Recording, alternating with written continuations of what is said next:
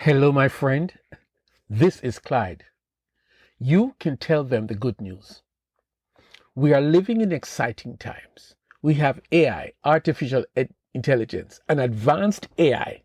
It is so crazy.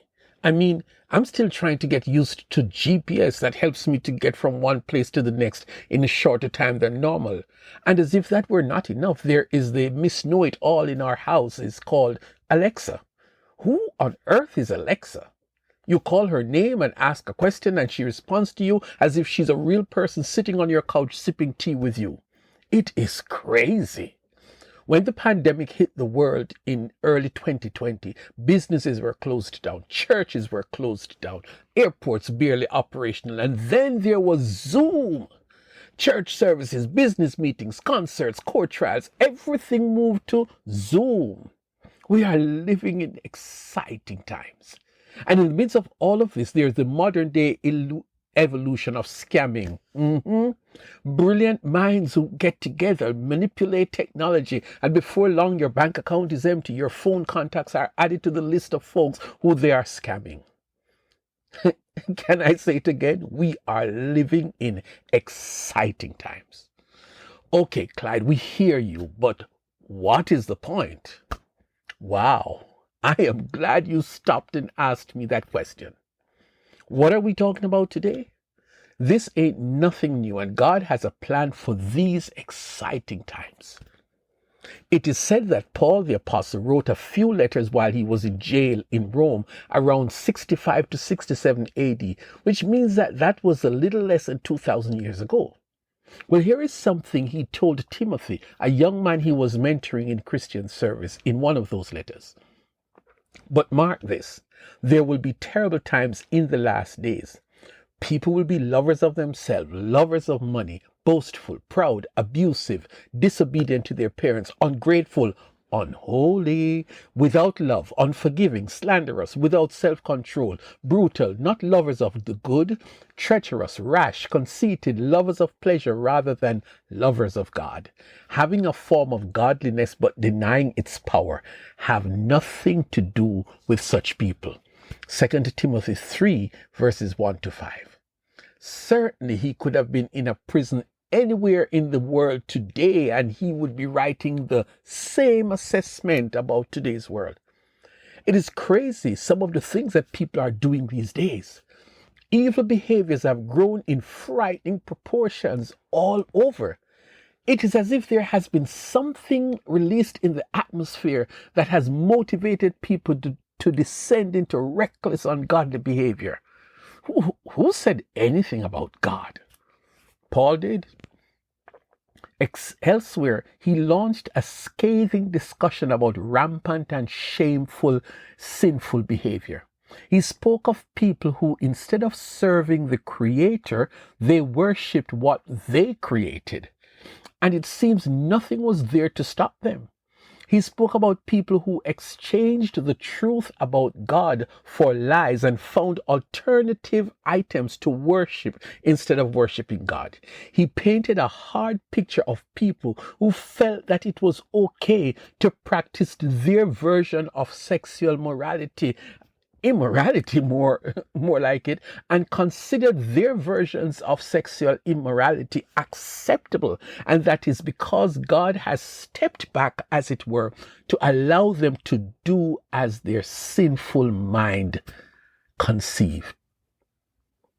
Furthermore, just as they did not think it worthwhile to retain the knowledge of God, so God gave them over to a depraved mind so that they would do what ought not to be done. They have become filled with every kind of wickedness, evil, greed, and depravity. They are full of envy, murder, strife, deceit, and malice. They are gossips, slanderers, God-haters, insolent, arrogant, and boastful.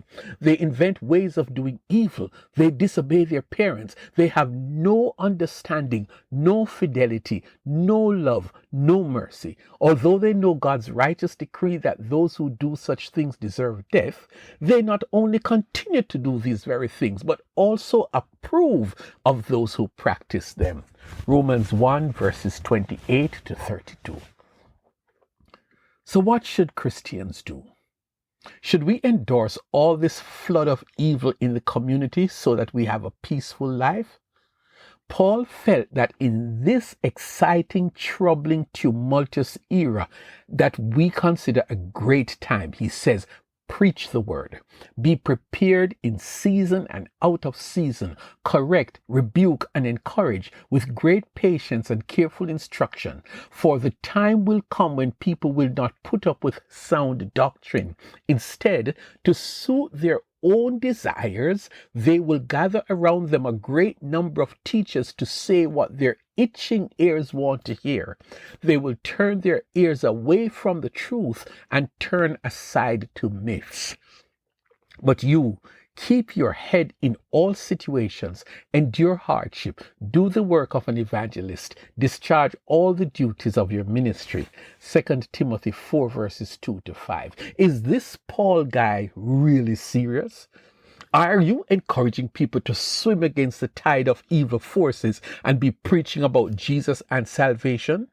You bet he is. And his message to Timothy way back then is totally applicable and relevant and necessary today. It is a call to Christians like you and me. It is harvest time, my friend. That is how Jesus described it.